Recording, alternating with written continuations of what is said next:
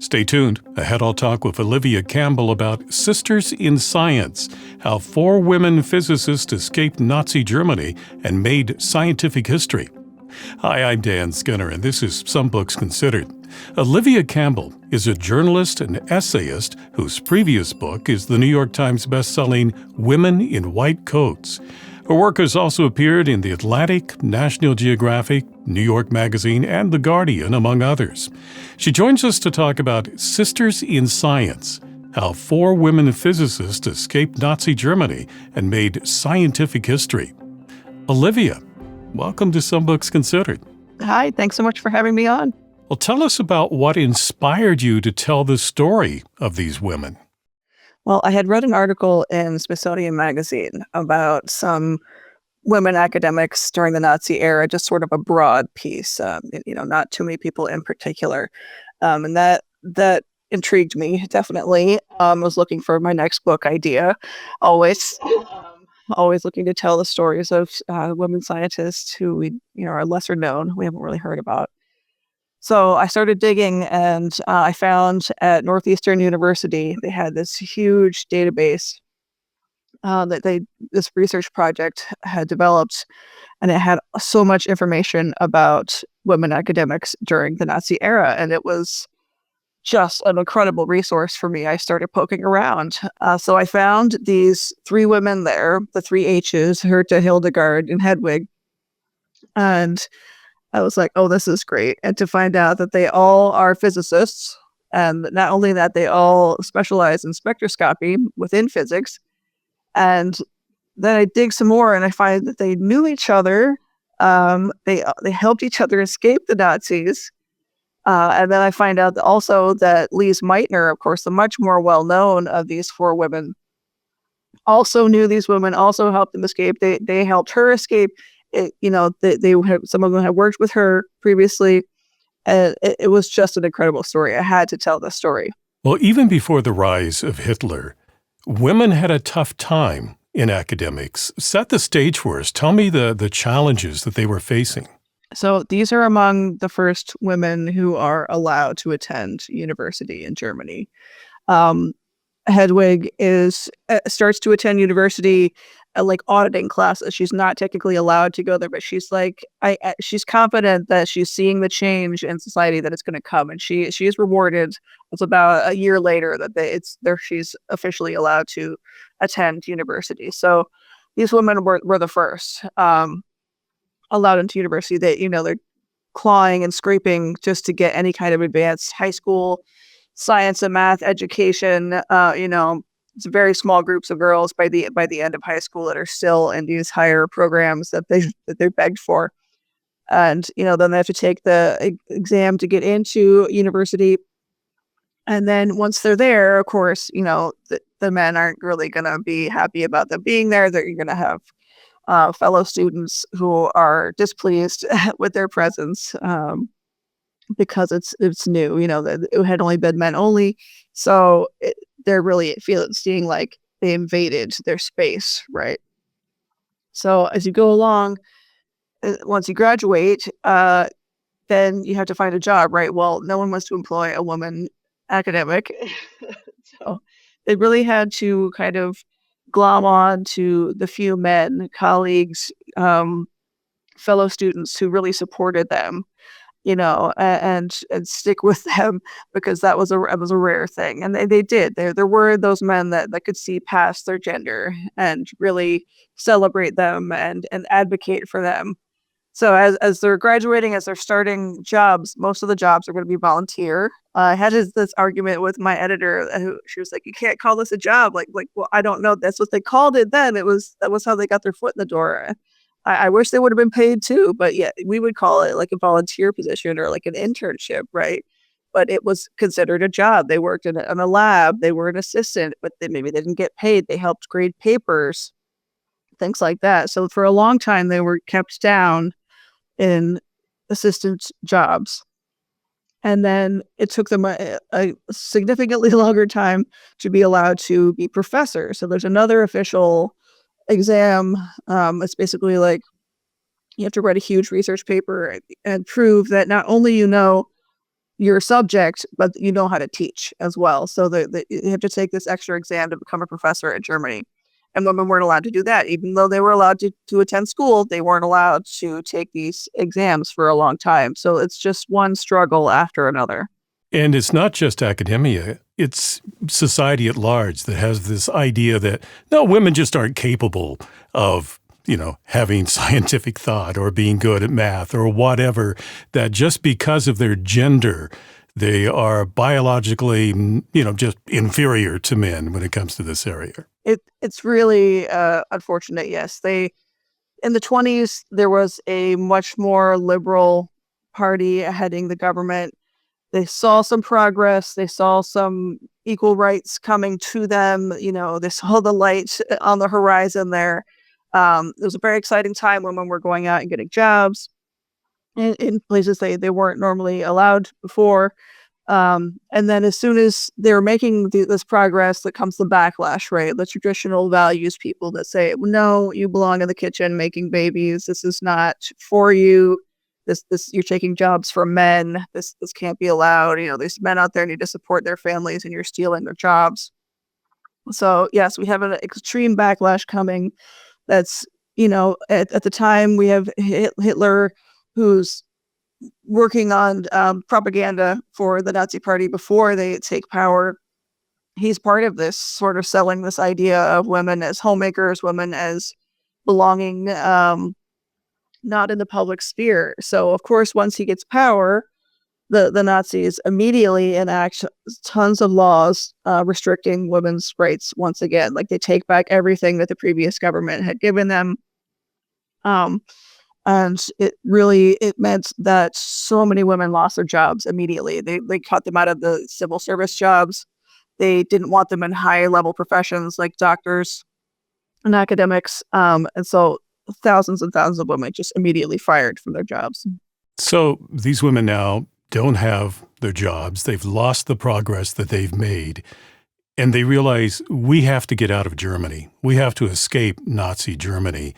And there are, as you chronicle in the book, a whole host of people that help them achieve that goal. So tell us a little bit about that, what that effort that it took to get these women out of Germany. These support networks are huge. And it's basically like these women are desperate. They are writing letters to anyone who they can think of that could possibly, in any capacity, help them, right? So we have a lot of organizations that were set up solely for this purpose, for fleeing refugees and for fleeing academic refugees in particular. There's special groups for them as well. So you have women who maybe they've had a colleague who's already fled successfully. They're writing to them in America, writing to them in England. Hey, can you help me find a job? Because that was basically the only way that you could get out. Was to show the visa people, oh, I have a job, I can come over. Otherwise, these visa lists are years and years long at this point. So yes, they're writing to aid organizations, they're writing to former colleagues and friends, they're writing to really anyone they can think of. It's a matter of money and job finding. So they need money to make it across, right, for the travel and to cover. A lot of times, universities would say, okay, we'll hire this refugee academic, but we don't have money for them. So they needed to find a funding organization to say, hey, I pledge like $3,000 for this person's salary for this year, that kind of thing. So finding a job, again, didn't necessarily mean finding, money for these women. And these women didn't look like good candidates on paper because of the sexism they've been facing, because they've been held back so many more years. They hadn't been professors for very long. They hadn't been allowed to reach these high-level positions that men had. They hadn't been allowed to get their hands on the good research projects and the high, appointments in labs. So if an organization or university outside of Germany is looking at their resume, they're going to say, oh, well, we don't need another assistant. Even a lot of universities didn't hire women. They had a blanket policy in America, and in a lot of schools still, it was either, known or unknown, official or unofficial. But that was the very first hurdle. If they just have a blanket policy and not hiring women at all, then they can't even get in. They have no chance. So this already shortens, lessens the pool of available jobs to them significantly. I'm talking with Olivia Campbell about Sisters in Science, how 4 women physicists escaped Nazi Germany and made scientific history. And our conversation continues in a moment. If you appreciate this discussion, please subscribe, like, and click on the bell so you know when I post new interviews. And thank you. Well, tell us about these women and the contributions that they were able to make after they escaped, because these were some major accomplishments in their fields. So the 3 H's, Hertha, Hildegard, Hedwig, they all immigrated to America. They found positions at universities here, at small women's colleges. Hertha landed at Duke University. She was the only one who got sort of a bigger, at the time it wasn't big. We think of it as large now, but it was sort of just building, she was part of that building up of its science program. So these 3 women did so much in teaching physics to like high level physics to American students, right? This is a level of physics in Germany that we didn't have here before. Their expertise was incredible. They really inspired, especially the female students, right? To have that model of a very successful woman physicist, who's not only a physicist, but in research and publishing papers, but they're also a professor and teaching. So it was really impactful in the US. And these women continued over the summers. They all got together at Duke, these 3 women, and they researched. They just did whatever they wanted for fun in this research lab that Hertha built at Duke in the basement.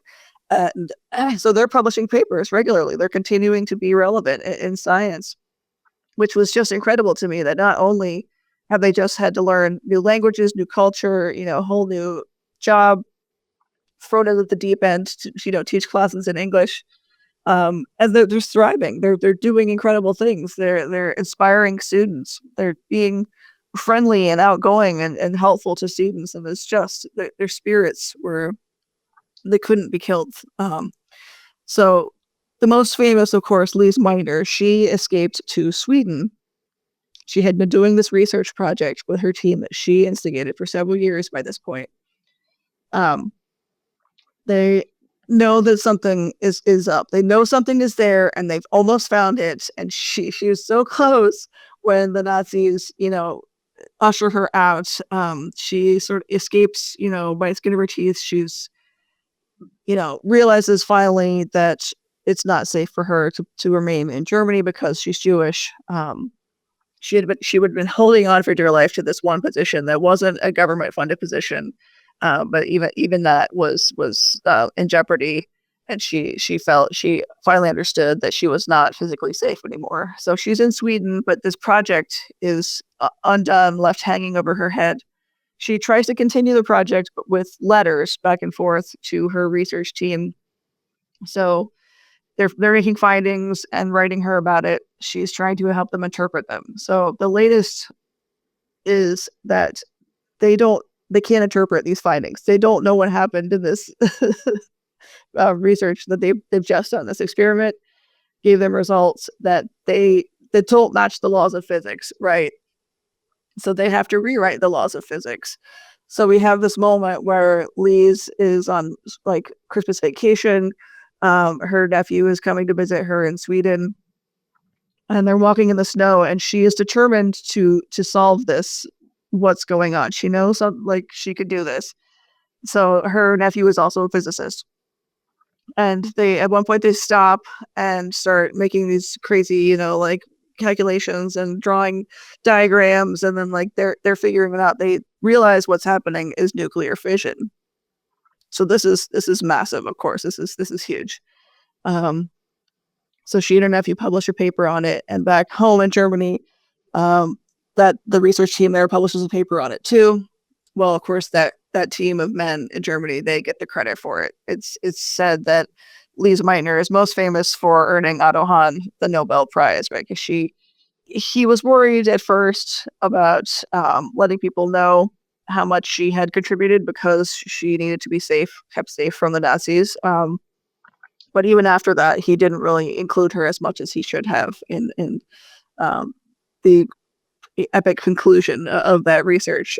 So she sort of when the bomb was being built, or trying to be built, I should say, um, after it was successful, after they built the bomb, after they used the bomb, she was suddenly quite famous because she had been vaguely connected to it. So she was getting calls, but she hated that. She didn't want to be connected to it. She never wanted to build that bomb. She was invited to the Manhattan Project, and she turned it down, which must have taken very much, because her nephew went to the Manhattan Project. Lots of her colleagues went over, so there was a lot of people she knew saying yes, and she had to say no. She did not want to be party to building something with that sort of destructive power. She knew what kind of power was behind this, and she said no. But she was still continued to be connected to it. She tried to downplay her role. She said, "I really didn't have anything to do with this after the discovery. I purposefully said no." So she was a little bit famous in her time, a little infamous. But today she sort of dropped off. We have a few biographies of her, and she's definitely the more well known of these four women. But she didn't win the Nobel. She was nominated so many times, dozens and dozens of times, and she never won. So we don't know as much about her. She's not a household name like Einstein, and yet she worked with Einstein. Oh, this is a fascinating story of these women, but your book makes points beyond that. And even from the very beginning, with the foreword to the book, you talk about the loss of life, and specifically the loss of all these women who could have contributed so much to their fields, but lost their lives in Nazi Germany. So the Nazis just fully decimated the scientific community in Germany. Like, I don't think we can really conceive of exactly how advanced and fine-tuned and well-working these scientific collectives were. Germany was the place to be for science. If you were going to do science, especially physics, you learned German, because that's what the publications were going to be in. Because it was such a hotbed, it attracted more and more people, right? So it keeps building upon itself to be this incredible place for physics. And, there's weekly lectures going on, people, the top scientists coming to give lectures every week. And you have all these research groups at different organizations and universities, and they are just working so well, and they're unlocking secrets that we can't conceive of. And they're just perfect little groups that have worked for many years together and are just perfectly working together. And then suddenly the Nazis come in and just say, okay, you guys are out. This person can stay. Just because they're Jewish, they have to go. Because they support Jewish people, they have to go. Because they're a woman, they have to go. And then they bring in all these Nazi scientists to replace them. It never recovers. Science is never the same. So for these women especially, who had just spent so many years digging their way up, climbing up the ladder to get where they were, to have their labs just how they wanted them, and to get the recognition they finally deserved, and to be swept aside, I feel like it was really devastating. So not only that, there's one whole chapter in the book that's dedicated to all the people that didn't survive the Nazis, and that was really hard to write. It was very emotional. And also there's people who were brothers and sisters of my main characters who were also murdered by the Nazis. We have a lot of people, families and friends of the main characters who did not make it, and that's another level of what these people were dealing with after emigrating, is this incredible grief, survivor guilt. Like these are really complicated feelings, and they're expected to be grateful for having a job, for having survived. But so many people lost, so many amazing minds lost. Scientists that were on their way to making incredible discoveries. I really feel like we could have been so much further along in a lot of scientific fields, if it weren't for this vile hatred that just stole it all away and murdered these people. There is another important takeaway from your book, and that's as a cautionary tale, and that we have to be on guard against fascism, hatred in the world that can lead to horrific things. The whole time I was impressed by these women's spirits, that they could be going through this, a few weeks away from being deported to a camp, and still be writing letters and having that hope. They still had hope that there was someone out there who could get them out. For a lot of them, that was true, and for others, it wasn't. But I feel like the hope and the indomitable spirit of these women was just incredible. It was palpable, and to see that the Nazis didn't win, that they couldn't rob the world of all its great scientists and all of its women academics, was really a great final message. The book is Sisters in Science: How Four Women Physicists Escaped Nazi Germany and Made Scientific History by Olivia Campbell. Olivia, thank you for talking with me today. Thank you so much for having me. It's been a pleasure. If you'd like to purchase Sisters in Science, I've placed a link for you in the description below. If you enjoyed this conversation, please subscribe, like, and click on the bell so you know when I post new interviews. Meanwhile, here are 2 more books you might find interesting. I'm Dan Skinner. Thank you for watching this edition of Some Books Considered.